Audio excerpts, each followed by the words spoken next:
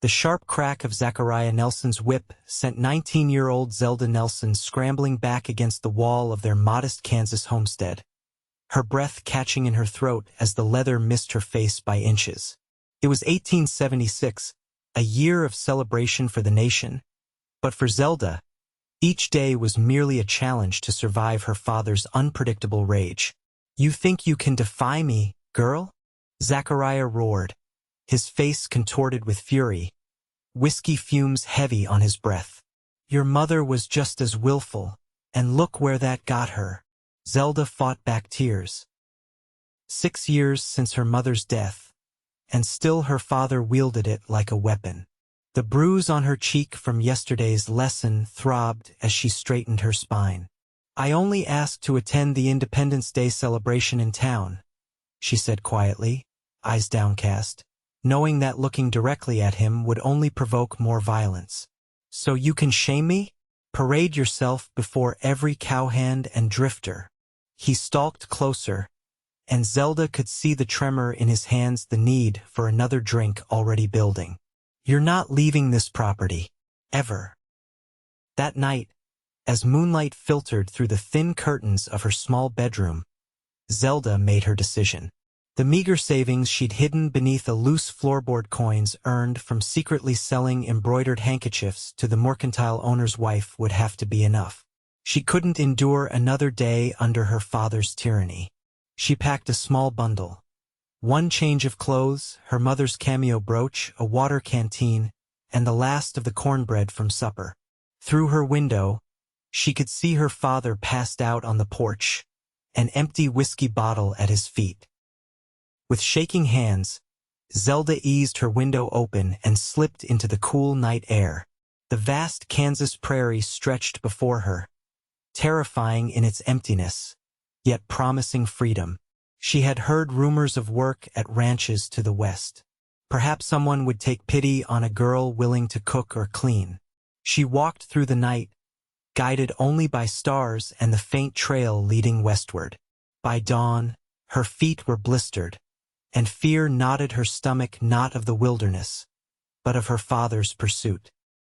Zachariah Nelson might be a drunk, but he was a skilled tracker who viewed his daughter as property.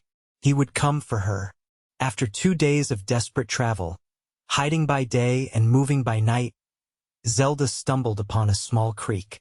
As she knelt to fill her canteen, the unmistakable sound of hoofbeats made her blood run cold. She scrambled behind a cluster of bushes, praying the rider would pass without noticing her. The horse slowed, and through the branches, Zelda could see a tall man dismount. He wasn't her father. This man was younger, perhaps in his early 30s, with broad shoulders and a worn Stetson pulled low. "I know someone's there," he called out, his voice surprisingly gentle. "I'm not looking for trouble." Zelda remained frozen, weighing her options. The man sighed and knelt by the creek, allowing his horse to drink while he refilled his own canteen.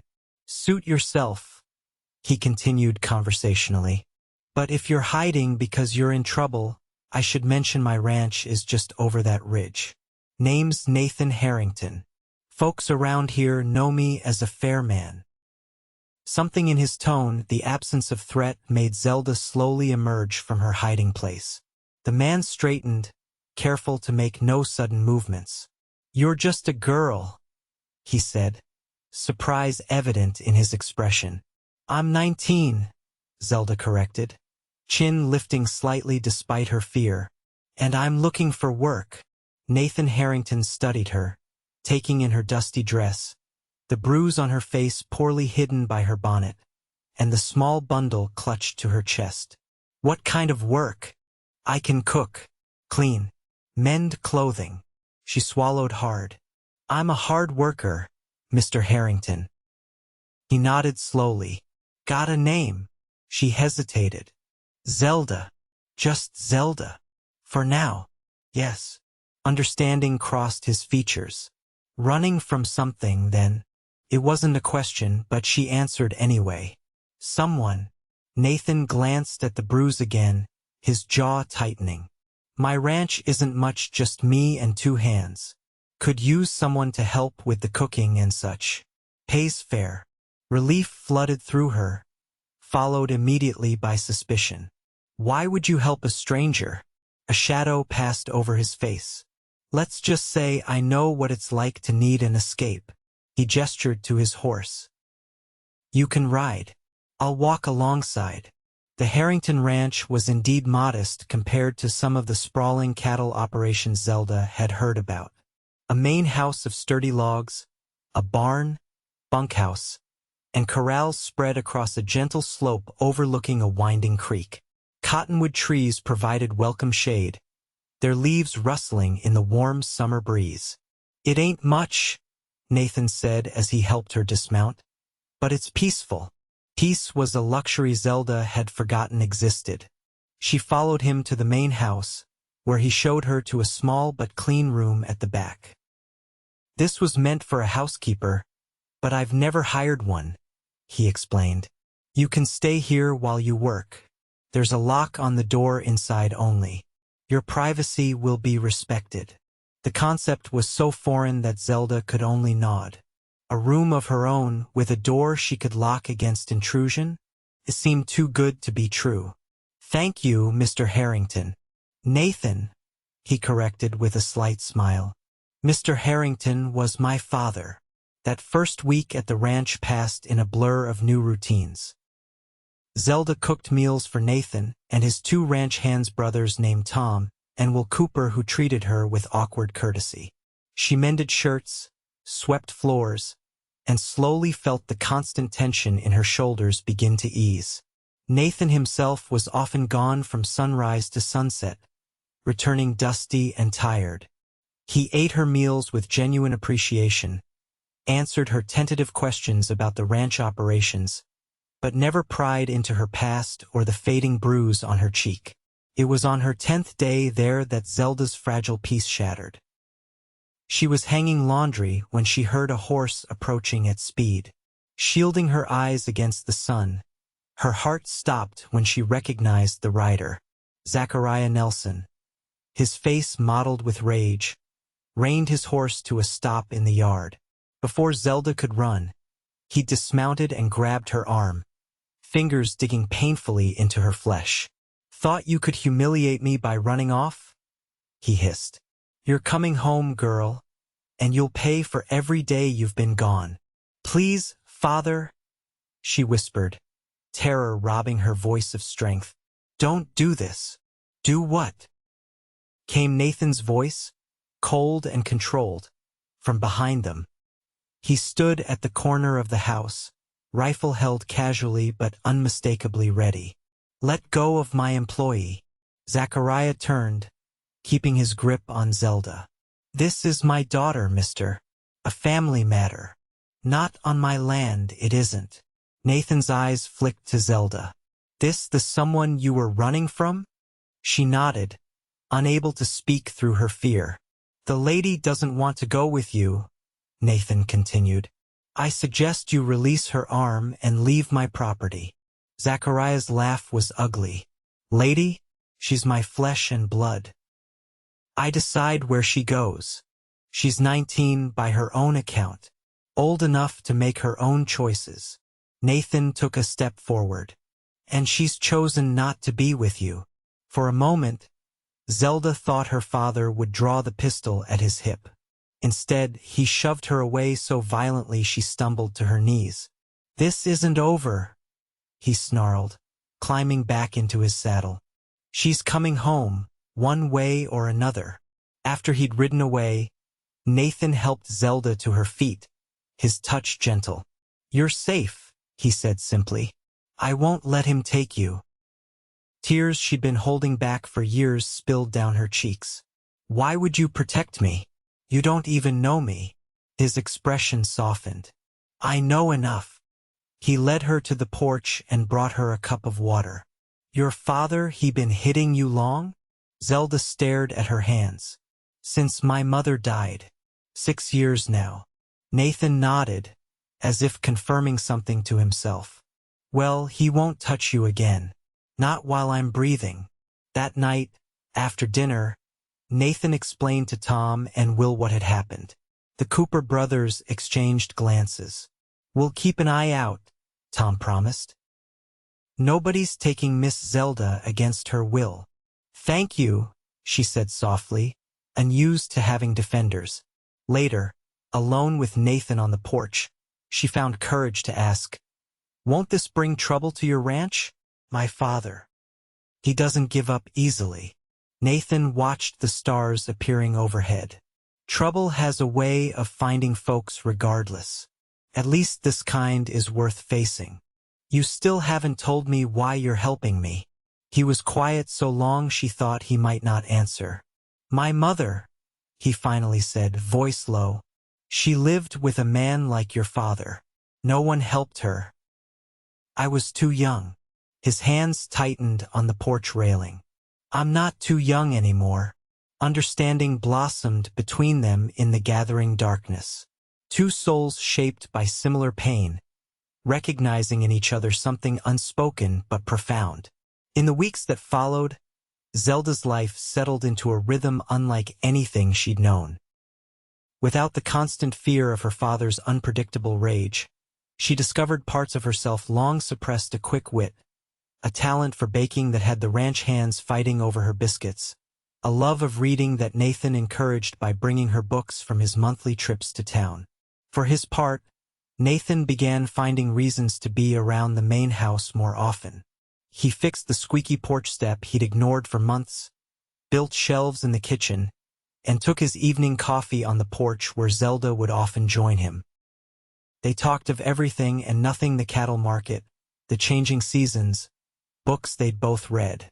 He never pushed for details about her life with Zachariah, but was always ready to listen when she chose to share fragments of her past. "My mother taught me to embroider," she told him one evening, showing him the handkerchief she was working on. "Father thought it was a waste of time, but it was how we connected.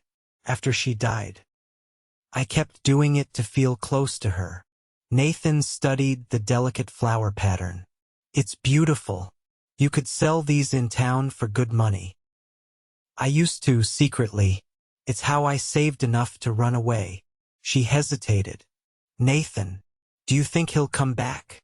His expression hardened. "Probably. Men like that don't like losing what they consider theirs." He met her eyes directly. "But I meant what I said. You're safe here." The promise hung between them, weighted with something neither was ready to name. Summer faded into fall, and with the changing leaves came a change in Zelda herself.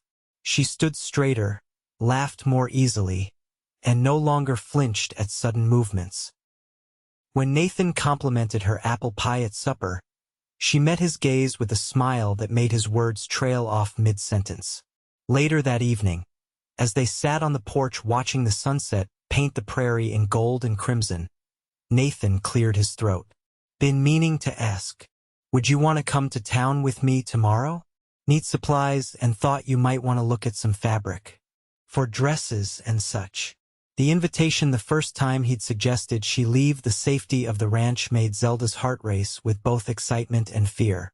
"What if my father is there? Then he'll see you're not alone anymore." Nathan's voice was steady. "Besides, folks in town should meet you properly. You've been here almost 3 months. The trip to town the next day was a revelation." Riding beside Nathan in his wagon, Zelda felt a strange mix of vulnerability and strength. The small trading settlement consisted of a general store, saloon, blacksmith, and a handful of other establishments clustered along a rutted main street. As they tied the horses, Nathan offered his arm. "Stay close," he said quietly. "Not everyone here is trustworthy." In the general store, Zelda selected fabric for new dresses while Nathan gathered supplies. The storekeeper's wife, Mrs. Palmer, engaged her in friendly conversation. "You must be the young lady staying at Harrington's place," she said, measuring calico. "Folks have been curious." Zelda felt heat rise in her cheeks. "I work for Mr. Harrington, as his housekeeper." Mrs. Palmer's knowing smile suggested she didn't entirely believe this. "Well, he's a good man. Keeps to himself mostly, but fair in his dealings. Lost his folks young, raised himself up from nothing. This was more than Nathan had ever shared about himself, and Zelda absorbed the information hungrily. Their shopping complete, Nathan suggested lunch at the small hotel dining room, a luxury Zelda had never experienced. As they ate, she noticed how people greeted Nathan with respect, how his presence commanded attention without him seeking it. It was while they were loading their purchases that disaster struck. Zachariah Nelson emerged from the saloon, weaving slightly but his eyes sharp enough to spot his daughter. Before Nathan could intervene, Zachariah had crossed the street and planted himself in front of the wagon. "Running around town with your fancy man now?" he sneered at Zelda. "Your mother would be ashamed." Nathan stepped between them. "You're drunk, Nelson. Go sleep it off. Don't tell me what to do with my own flesh and blood," Zachariah growled, reaching for Zelda. "She's coming home today." What happened next occurred so quickly Zelda barely processed it. Nathan blocked Zachariah's reach. The older man threw a wild punch, and suddenly Nathan had him pinned against the wagon, one arm twisted behind his back. "Listen carefully," Nathan said, his voice deadly quiet. "Zelda is under my protection now. You come near her again, you'll answer to me." "You can't keep her," Zachariah gasped, struggling against Nathan's hold. "She's mine. She belongs to herself," Nathan replied, releasing him with a shove. "And she's chosen not to be with you. Respect that, or next time won't end so peacefully." A small crowd had gathered to witness the confrontation. Zelda stood frozen, terrified yet strangely empowered by Nathan's defense. Zachariah straightened his jacket, glaring at them both. "This isn't over, Harrington." "Yes," Nathan replied evenly. "It is." The ride back to the ranch was tense with unspoken words. Finally, as the familiar buildings came into view, Zelda found her voice. "Thank you," she said softly. "No one's ever stood up for me like that." Nathan's hands tightened on the reins. "He had no right to speak to you that way, no right to touch you. You could have been hurt." He glanced at her, something fierce and tender in his expression. "Some things are worth fighting for, Zelda." That night, unable to sleep, Zelda crept to the porch and found Nathan already there, nursing a cup of coffee despite the late hour. He shifted to make room for her on the bench. "Couldn't sleep either?" he asked. She shook her head. "I keep thinking about today, about my father's threats." "He won't hurt you again." "It's not me I'm worried about," she admitted. "He's dangerous when he feels challenged, and you challenged him today." Nathan was quiet for a moment. "Would you rather I hadn't?" "No." The force of her response surprised them both. More quietly, she added, "No one's ever made me feel worth protecting before."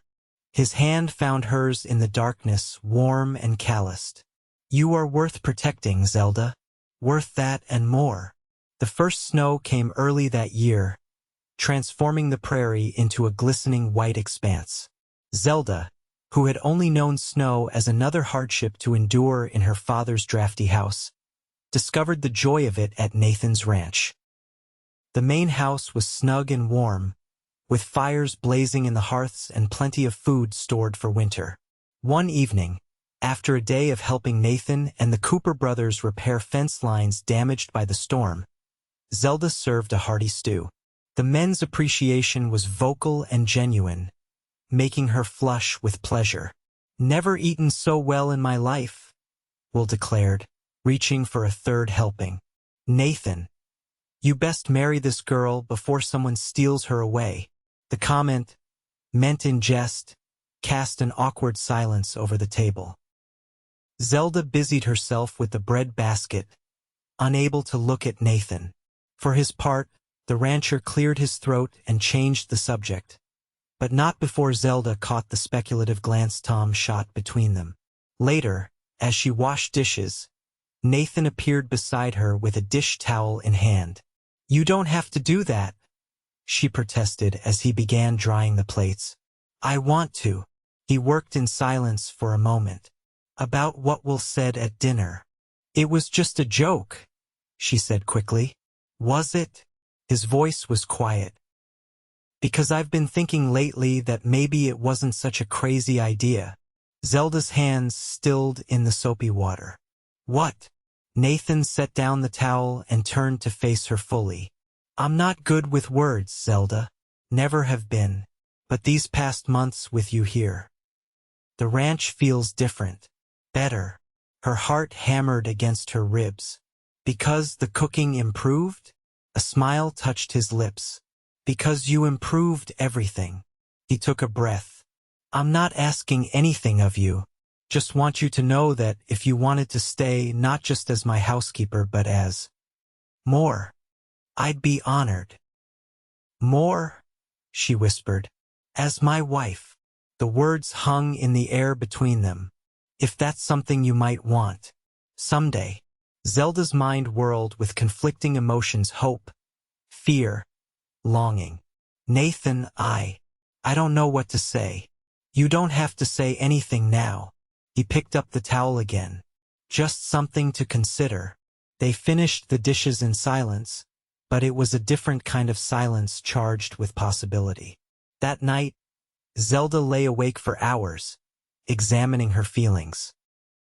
She had come to care deeply for Nathan, his quiet strength, his unwavering integrity, the gentle way he treated her. But marriage? The thought terrified and thrilled her in equal measure.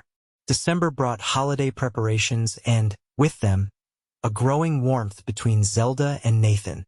Their conversations became easier, lingering touches more frequent. She caught him watching her when he thought she wouldn't notice, his expression thoughtful and tender. For Christmas, Nathan surprised her with a proper writing desk for her room, handcrafted from oak, with small drawers for her embroidery supplies and a larger one for paper and ink. "I noticed you like to write letters," he explained as she ran her fingers over the smooth wood. "Thought you deserved a proper place to do it." Tears pricked her eyes. "It's the most beautiful gift I've ever received." "There's something else." He handed her a small package wrapped in brown paper. Inside was a deed to 20 acres of land adjacent to the main ranch property. "I don't understand," she said, confused. "It's yours," Nathan explained, "regardless of what happens between us. So you always have a place that's your own, that no one can take from you." The magnitude of the gift, not just the land, but the independence it represented, overwhelmed her. Without thinking, Zelda rose on tiptoe and pressed her lips to his. Nathan froze for an instant before his arms came around her, returning the kiss with a tenderness that made her heart soar. When they finally broke apart, both breathless, he rested his forehead against hers. "Does this mean you're considering my proposal?" he asked, a smile in his voice. "I'm more than considering it," she whispered. "I'm accepting it." The new year of 1877 dawned bright with promise. News of their engagement spread quickly through the small community. Most reactions were positive. The Cooper brothers whooped with delight. Mrs. Palmer from the general store sent a handmade quilt as an early wedding gift. But not everyone was pleased. 3 weeks after their engagement, Nathan rode into town for supplies and returned with a grim expression and a bruised jaw. "What happened?" Zelda gasped, helping him remove his coat. "Your father happened." Nathan winced as she touched his face. "Caught me coming out of the general store. Had some choice words about our engagement." Fear seized her. "Did he hurt you badly?" "My pride more than anything. Sheriff broke it up before it got serious." He caught her hand. "Zelda, he's making threats. Saying he'll stop the wedding by any means necessary." She closed her eyes, the old terror washing over her. "Perhaps we should wait, or go somewhere else to marry." "No." Nathan's voice was firm. "We're not hiding." We're not letting him dictate our lives. He cupped her face gently. But I want you to be careful. Don't go anywhere alone until this is resolved. How will it be resolved? I don't know yet, but I made you a promise to keep you safe, and I intend to keep it. The weeks leading up to their planned April wedding were tense. Zachariah Nelson seemed to be everywhere, reported drinking in town, seen riding near the ranch boundaries, his threats becoming more specific and disturbing. Nathan took precautions. The Cooper brothers took turns standing watch at night.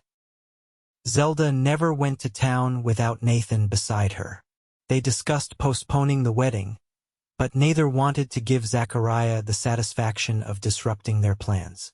It was early April, just 2 weeks before their wedding day, when disaster finally struck. Zelda was alone in the main house. Nathan and the Coopers were out checking the herd after reports of wolves in the area when she heard a horse approach. Thinking the men had returned early, she went to the window, only to freeze in terror. Zachariah Nelson dismounted in the yard, his movements suggesting he was sober and determined. When he pulled a revolver from his belt, Zelda's blood ran cold. She ran for Nathan's rifle, kept loaded in the front hall for emergencies. Her hands shook as she positioned herself behind the partially open door, weapon raised. "Zelda," her father called. "Come out, girl. Time to end this foolishness." "Go away, father," she called back, her voice steadier than she felt. "Nathan will be back any minute. Your cowboy's busy with a stampede." Zachariah's laugh was cold. "Funny how a few gunshots can spook a herd. He'll be occupied for hours." He was closer now, on the porch. "Come home now, and maybe I won't burn this place to the ground." The door creaked open, and Zachariah stepped inside, his revolver preceding him. He spotted Zelda with the rifle and smiled unpleasantly. "You won't shoot your own father." Zelda's finger tightened on the trigger. "I don't want to, but I will if you force me." Something in her voice, a resolve he'd never heard before, made Zachariah hesitate. "You've changed." "Yes," she agreed. "I'm not afraid anymore. That cowboy can't protect you forever. He doesn't need to." Zelda's aim remained steady. "I can protect myself. And him, if necessary." They stood in a tense standoff, father and daughter, weapons aimed at each other across the room that had become Zelda's sanctuary. Outside, the wind picked up, rattling the windows. "I just want to be happy," Zelda said softly. "Why can't you let me have that?" For an instant, something flickered in Zachariah's eyes, regret, perhaps, or a distant memory of the man he'd been before grief and whiskey consumed him. Then his expression hardened again. "You're coming home, one way or another." He took a step forward, and Zelda squeezed the trigger. The rifle kicked against her shoulder, the report deafening in the confined space.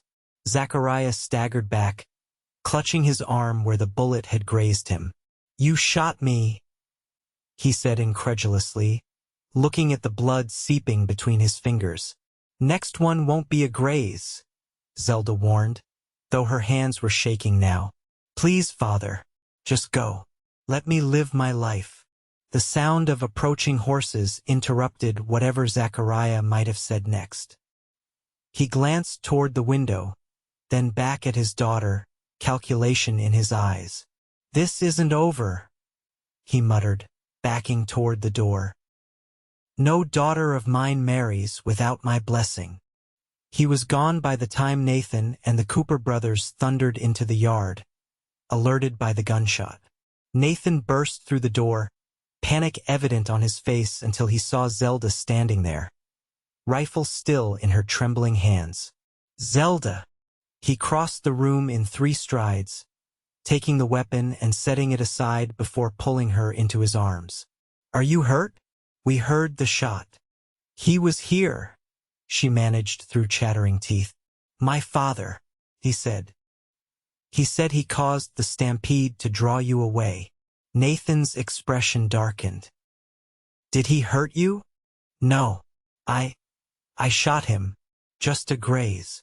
Now that the danger had passed, reaction set in, and Zelda began to shake in earnest. I thought he might kill you.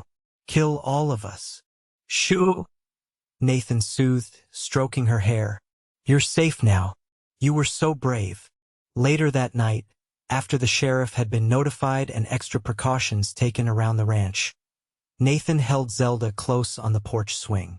I'm sorry I wasn't here, he said, his voice rough with emotion. I promised to protect you and I failed. No. Zelda placed her hand on his cheek. You've protected me in ways that matter more. You gave me a safe place to heal, to become strong enough to stand up for myself. She smiled slightly. You taught me I'm worth fighting for. He captured her hand and pressed a kiss to her palm. You're worth everything. 2 days later, Sheriff Dawson rode out to the ranch with news. Zachariah Nelson had been arrested trying to buy dynamite in a neighboring town, openly boasting of his plans to reclaim his daughter by destroying the Harrington ranch. He'll be going to territorial prison for a good long while, the sheriff told them. Judge doesn't take kindly to attempted murder. Relief washed over Zelda, followed by a complicated grief for the father she'd once loved, before bitterness consumed him. Nathan, sensing her turmoil, kept a supportive arm around her shoulders. Thank you, Sheriff, he said. We appreciate you riding out to tell us personally. After the lawman left, Zelda and Nathan walked to the creek where they'd first met. Spring was transforming the landscape, wildflowers dotting the prairie in splashes of color. How do you feel? Nathan asked as they stood watching the water flow. Free, Zelda answered after a moment's reflection.